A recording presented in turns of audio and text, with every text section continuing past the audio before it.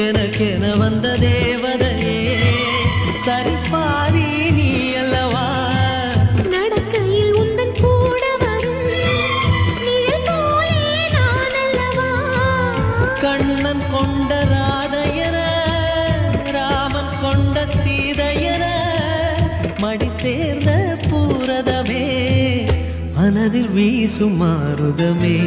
நன்றி சொல்ல உனக்கு வார்த்தை இல்லை எனக்கு, நான் தான் மயங்குறேன். என்னுடைய மனச தந்துவிட்ட பிறகு ஏம்மா கலங்குற,